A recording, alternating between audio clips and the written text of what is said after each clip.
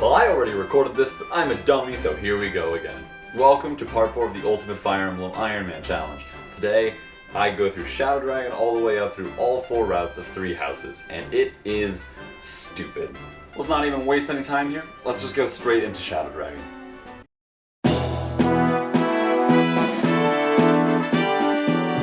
Aw yeah, time to brush your teeth. This chapter has a really memorable name, but honestly, not much else going for it. This map is pretty standard stuff. You just go up to this, the spot where Navarre is, and that's your safe place. You can just take it as slowly as you want, and then eventually make your way to the boss, which is the only other thing that this chapter is known for, because...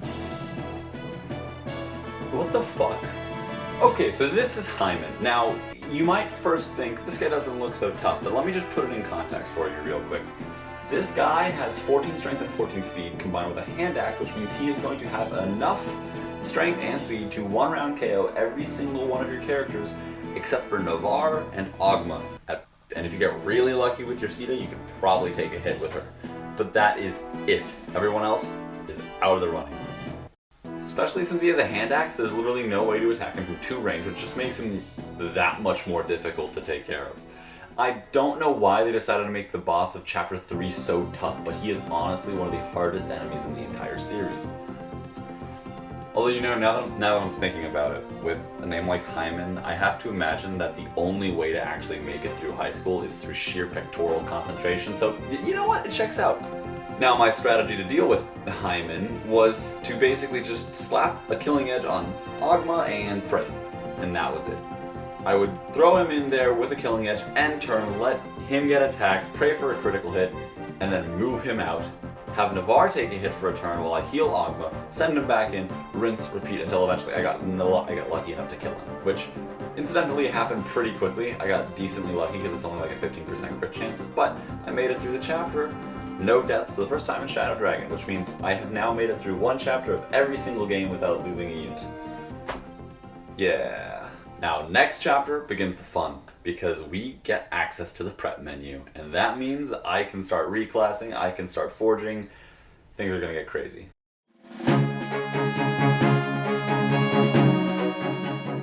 Okay, so remember how much I bitched about Chapter 3 in Book 2? Yeah, well this is like that, except arguably worse. So here's exactly why this map is awful first, and then I'll explain how I came to beat it. So first of all, look at the shape of this thing. It's absolutely huge, and you have to go all the way around. If you have a bridge key, you can just cut across, but that's a terrible idea because you'll get charged by Cavaliers, and you won't be able to recruit Mattis, who, even though he individually is not that scary, everyone else around him is, so getting into position is really, really difficult. The big problem is these Draco Knights right here, who are extremely sturdy with 26 attack around, and they will charge at you in groups. Now, I had to do a little bit of testing just to figure out how the group AI worked, but if you bait in this group of Draco Knights, this one starts charging at you. If you bait in these guys, that one starts charging at you. So I created a plan to deal with the Draco Knights as quickly as possible so I could go through the map relatively easily. And here is what I established. First things first, reclassing my unit, Looking for Love, absolute must. Reclass to a fighter, Looking for Love becomes my only unit able to take more than 1 hit from these guys, meaning I now have an official dedicated tank. The second thing to do was to forge a pirate. The second thing to do was to forge an iron axe for Drog, which he can use at E rank. That was good enough to actually kill the Draco Knights, especially with the silver lances. It would really come in handy, and I called it Best Wishes. I then broke down all of my units into categories. Chip damage, primary finisher, and secondary finisher.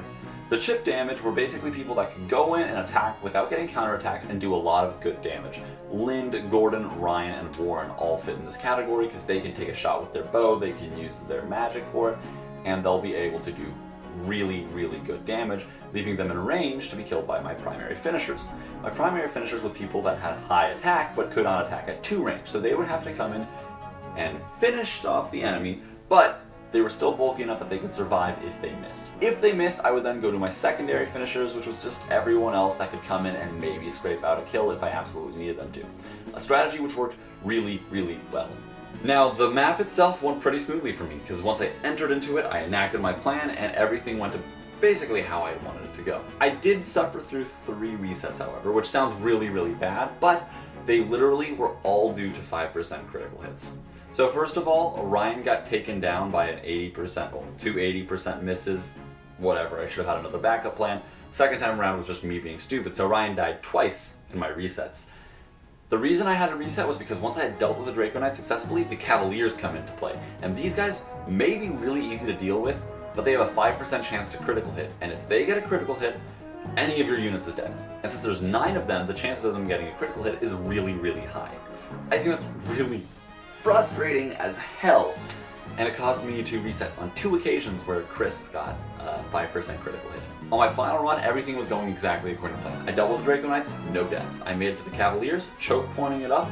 I was ready for anything, including a 5% critical hit. I put board on a bridge. Behind him, I had Chris. By having board in front, I was basically saying, okay, you can take exactly 1 hit, but if there's a critical hit, I have a backup plan. Because at this point, I had already been traumatized enough by this map. Board got critical hit. Again, for the 3rd run in a row. But Chris, who was behind him, was able to survive. And that brings me to Paula, who joins this map in a really inconvenient place, but she is insanely good. As you can see, she just has absurd base stats, and these come in handy, especially when dealing with the Cavaliers, because she can fly around them and kill them if she needs to, and that allowed me to take care of 4 of them in a single turn. With that, I finally dealt with the Cavaliers, and all that was left was the slow march to the boss, which went basically without any problems. It was a little difficult to find the AI for the Cavaliers in order to bait them in without taking too much damage, but I eventually figured it out, recruited Mattis, took out the boss with, I think Lind, but I'm not actually sure about that.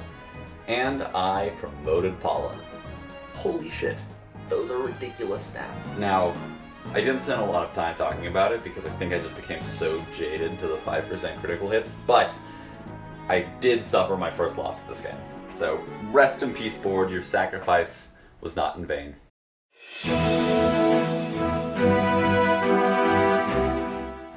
Awakening keeps doing its stupid tutorial thing even though I'm playing on Lunatic, so Vake still walks into battle without an axe, and I'm just supposed to be okay with this?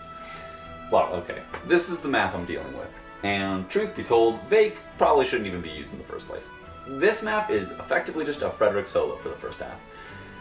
And even then, it's not a very reliable one. So here was my plan. Basically, I took a little bit of inspiration from a LTC run I had seen, on Lunatic Plus even, and I put Frederick right around there. That allowed him to bait in the right enemies so that he could properly survive. I also, of course, traded him the elixir. That was really important in this map because he needs it badly. But even then, even with the best positioning possible, he still has a really high chance of dying.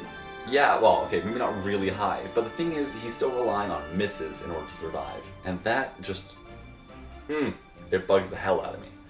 I think this map is the first time that Awakening Lunatic really shows just how terribly designed it is. Because outside of Frederick, the only time your units are going to be seeing combat is either in the second half or the one enemy that you can afford to give to Linnea. In terms of new units, I got Muriel, Vake, Stall, and I think there's one more that I'm not even remembering. Of them, Stall is going to be... he might be useful, I haven't really figured out. Vake is going to be basically a stat backpack because he gives you a good amount of strength and speed. And Muriel might actually be useful because I want someone who can help Corin, Linnea, hit resistance. Once I dealt with the initial rush of enemies, the map became so much easier. I just, at that point you can take it at your own speed, which makes it so much more manageable, and especially a lot easier to give kills to your other units. I actually hit Crom. Like, Crom was on front for a bit. It wasn't Frederick. For a single turn, I trusted Crom with it, and it worked pretty well. He took a hit, got some level ups, switched back to Frederick, and then I let some people trickle down, gave Linnea and Muriel some kills. I think that this is the true testament to what Awakening is really like. And starting from here on out, I am going to suffer a lot.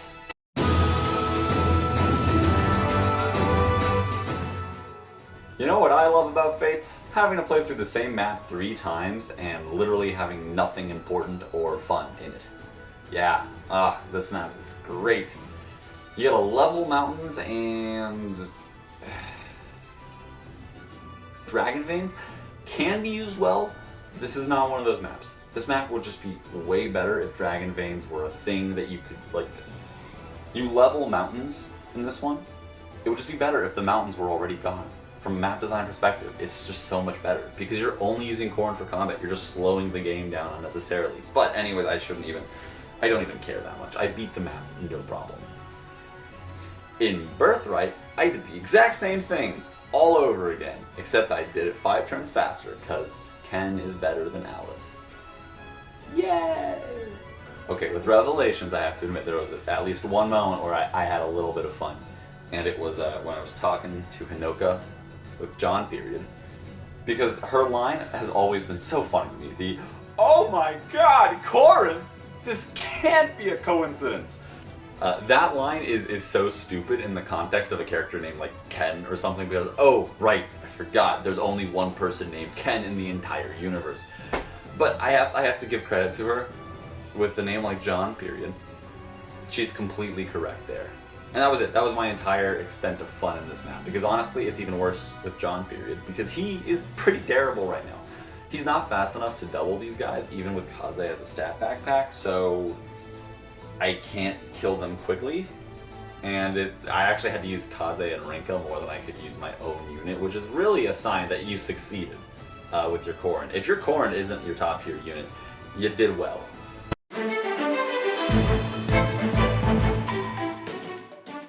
Echoes is the same as Gaiden. Basically, the main challenge of this part is just to get people promotion ready, and outside of that, there's not too much going on. I'll say one thing though, the difficulty curve of this game is really good compared to most Fire Emblem games where it's super front-loaded. So I think that it's pretty consistent. The difficulty I'm at right now, it basically stays that way until late game, although you definitely get more options to cheese later on. So these maps were decently difficult, particularly this one with the soldiers. Those guys are beefy, and some units, Claire, just can't do any damage to them. Lightning Sword ends up basically being my Jagan here and saving the day. It's actually really funny because Claire has this voice clip. I know, I'm simply terrible. She says that when she levels up and she gets like 1 stat up, and so I heard that and I was just laughing because I'm like, at least you know. Wow, okay, in retrospect, that is kind of insensitive, and I apologize, Claire. But anyways, this map, not a big deal. I make it through it, no deaths, no problem. And I get to the next one, which is just Cavaliers, but like, it's Cavaliers. What harm are they gonna, shit. Shit. Whoops. Okay, well, that aside, at least she's not dead, she's just, you know, she's out of the battle. She's still a story important character, so she's not dead for good, but after that, it was just taking care of the Deliverance Shrine where I got Lucas, Cliff, Tobin, and Gray. I got them all to promotion level. I think I might have even gotten Faye. With all of them at promotion level, that means that the next chapter is going to be a lot easier on me, so I shouldn't have any more problems with Act 1.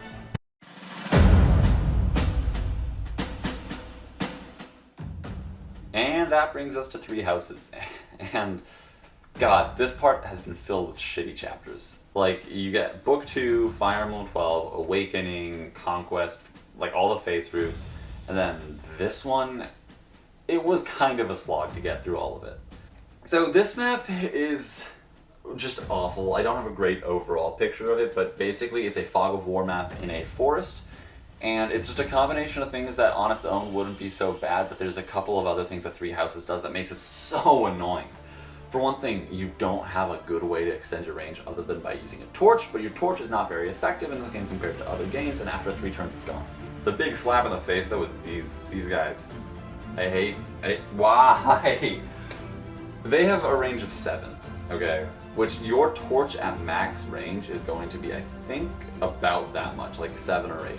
Which means it's almost impossible to see these guys coming, so they can just charge at you right from the get-go. And you won't even know. There's absolutely zero way to prepare for it other than what? Other than by playing like a little shit. So that makes this map just super, super slow, and the worst part is, if you accidentally move into a certain range, it gets way harder, but there's just no way for you to know that.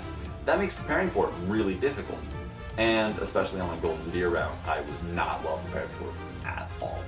I did a test run of this just to understand like the unit placements on enemies so that I wouldn't just be completely blind. And it made it a little better, but I had way too many close calls. Even with Raphael taking the brunt of the attacks, it wasn't enough. Because he may be tanky, but archers in this game have a range of 3, so they can just walk right up to him and shoot past at someone who I wasn't expecting to get attacked. And unfortunately, that can be basically anyone. Your mages in particular are going to be super vulnerable to it, as well as like a Bernadetta or your archers, just people who are really low speed, low defense. And in my case, it was Lysithea. I really like Lysithea. Like, really like Lysithea. So I was getting ready, I was trying to train her a lot to give her Dark Spike, so she was towards the front. And I thought she would be fine. I thought there were no units in range. I thought I had already taken care of most of them, but there was an archer lying just out of reach that I could not see. She had already taken a hit. Archer charges in.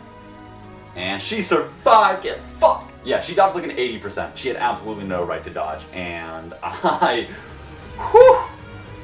will constantly bitch about getting unlucky in those 5% crits in New Mystery, but I will accept that I got stupid lucky here, and I am A-okay with that. Continuing on about why this map is so bad, the Fog of War only lasts for half of it, so you play really slowly in the first half. Finally take out the guy who is in control of the Fog of War staff. It lifts, and there is nothing there. All of a sudden, it becomes stupid easy. And it's just super front-loaded when you have literally no idea what's going on, and as soon as you understand, the map's a breeze. It is entirely hinging upon the fact that it's a Fog of War map, and that makes for terrible design. The only other fun part of the map for me was dealing with Leonardo himself, because Leonardo is kind of a bitch to kill. Here are his stats. I shouldn't have struggled with him that much, but I also had another thing going against me. I was really low on weapons. I did not do the right shopping beforehand, and I literally only had like one iron sword that could use Wrath Strike. I think I only had like 2 bows, and I also only had like a couple of axes. So basically, I was just going to have to figure out the perfect solution to it. And I did. I figured out the math perfectly, and I was going to put together something that could get the kill. Raphael Smash, Claude, Curve Shot, Steel Bow. Borsdos comes in with a Steel Sword, getting a Wrath Strike. All of these things put together, combined with Lysithea with Miasma, that's 40 damage. That's all it would take. And then she missed Miasma. That could have been the end. But I came up with a huge, big brain way around it, which you can see right here, and I am way too proud of this. I just traded an Iron Bow all the way up to Leone, curved shot with that, hit 1 damage on Marianne, which left Leonardo exactly in range to be killed by Raphael. And the pain was over until I got to the next part.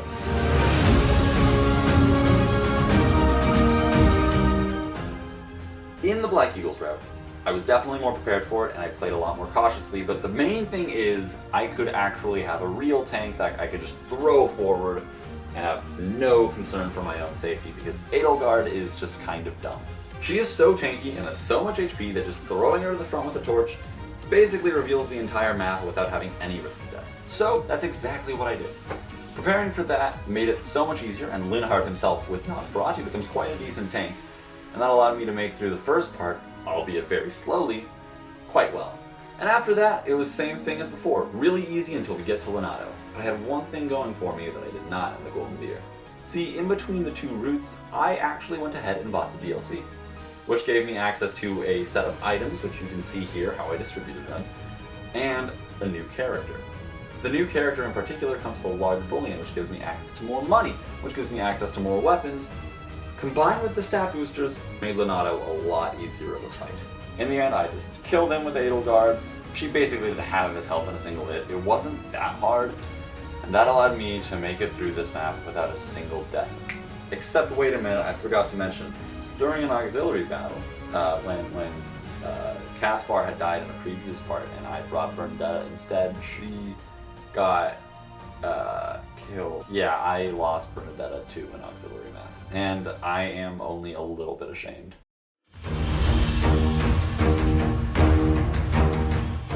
Church of Seiros time though. This map I actually completely forgot to do until after I had already recorded the first take of this.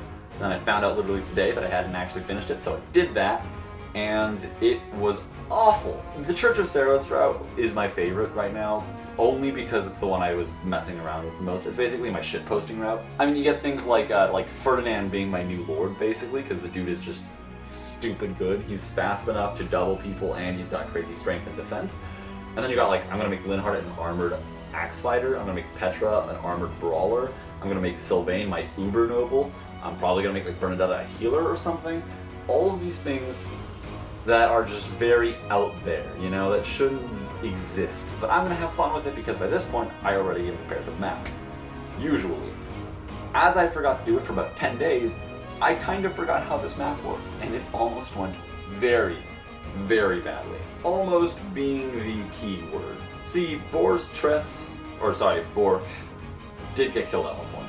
By, you guessed it, archers coming out of literally nowhere to deal the damaging, the finishing blow. I forgot the exact enemy placement. I thought there wasn't one there. Whatever, it caused me to use Divine Pulse to go back. And then I did the Edelgard strategy, except the Ferdinand threw him to the front with a torch, basically said, have fun, you can do it, I believe in you, and played like a little shit. Yeah, and I can tell you, that made the map a whole lot easier. I killed the dude with the torch, or not the torch, the exact opposite, with the Fog of War staff.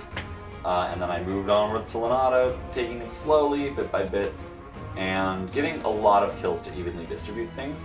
Dorothea, as a Myrmidon, was actually getting a decent amount of kills using Wrath Strike with a Steel Sword, which is good because now she's actually starting to fill in her role as a Myrmidon, even though she should be a magic unit. But perhaps my favorite was when Linhardt actually managed to get a kill by using a physical weapon, by killing the Armor Knight with a mace. And then it came up to Leonardo, and that was honestly a really easy fight, because I had a secret trick up my sleeve. I had Meyer Hubert, who of course lowers his defense by 5, and then I come in the Ferdinand to Knight Kneeler Stealer Lance, which does 22 damage in a single hit. That, Leonardo was dead.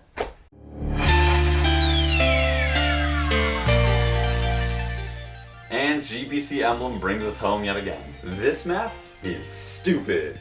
It's just one long bridge, like Chapter 13 of Fire Emblem 6, except instead of being 2 bridges, it's 1, and instead of being 3 tiles wide, it's 1. And the enemies all have paths, which you might say, well, hold on, this sounds absolutely insufferable. But wait. It's actually not that bad, because you have exactly the right tools to deal with it, and they don't put that many units on a bridge, so you're just kind of moving through it slowly. Which, I mean, it isn't good by any means, and I would actually say it is quite awful, but I have fun with it anyways. Part of what makes it so much more bearable is the skill system, which allows you to have a lot of fun. Karen starts leveling up like crazy. She's going to snowball so much soon. But I think what really made it amusing was the animations. I was playing with a bunch of people, some of which had never even seen the game before, and so it led to some really funny moments when they got to see the jank for the first time. What? Dude, that's great. They are the strongest carpets. These are some hefty carpets, lads. I forgot about cancel animation and You just ran away. Bye-bye, see ya! I completely forgot about that. I literally tuned it out. I completely forgot until you just mentioned it. God, that cancel animation is hilarious. I don't know how they managed to make an animation that actually was better than anything in the Fire Emblem series that actually put up to that point. It's amazing. It's beautiful. This game is fucking poetry.